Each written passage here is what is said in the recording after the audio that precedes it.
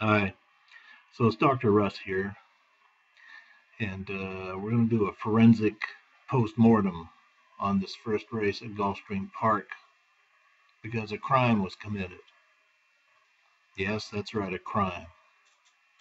A horse stole this race, and if you didn't have money on it, then your behavior was criminal. That's right, I said criminal. You are criminally negligent if you do not take advantage of the situations where there is easy money to be won simply by looking at your BrizNet information.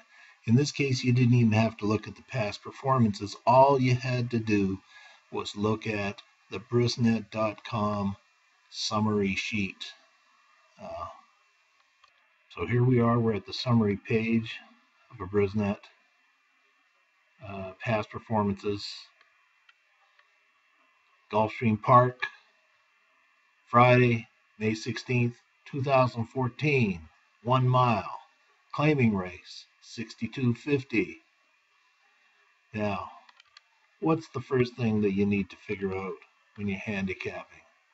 Is the favorite going to win today?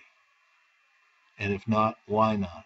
Well, you should know by now that favorites only win about 1/3 of the time at most racetracks, about 33%.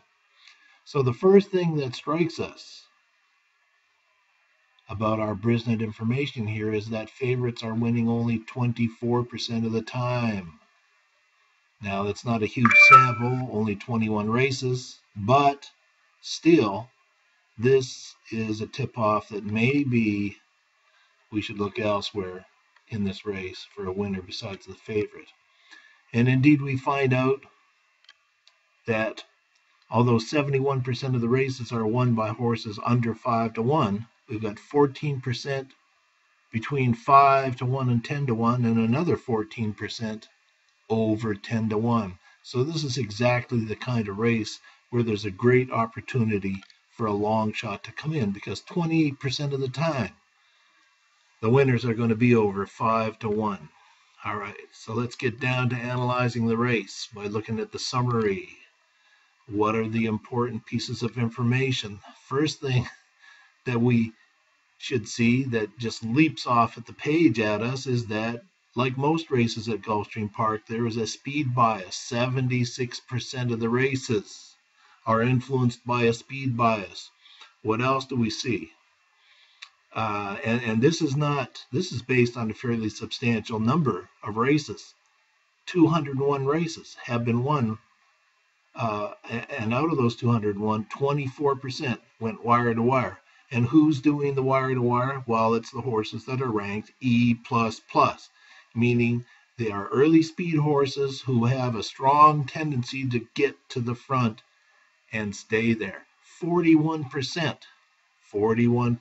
of the races out of this 201 race sample have been won by horses who have the E++ profile according to BrizNet. So let's go down and look at the summary for this race. And what do you see here?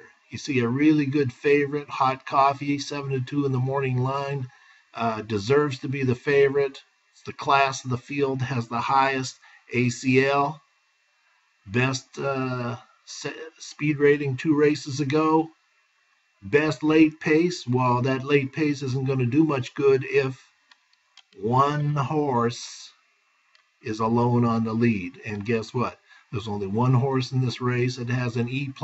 He's got 8 early speed points, and the morning line has him at 10-1.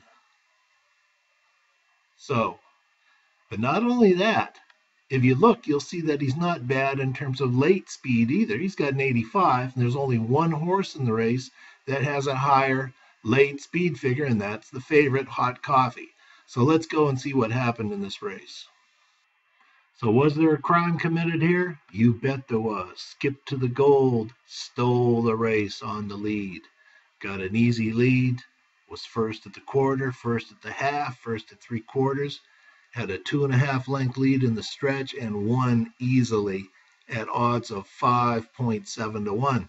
And who finished second? Of course, the hot second favorite, who was $1.80 to 1.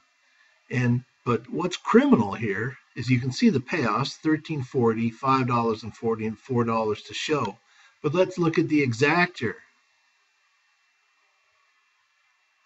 $48 for a $2 Exactor, 6.8. And for a 10-cent superfecta, you would have cleaned up $38.60. That's it for this forensic post-mortem of yet another criminal race.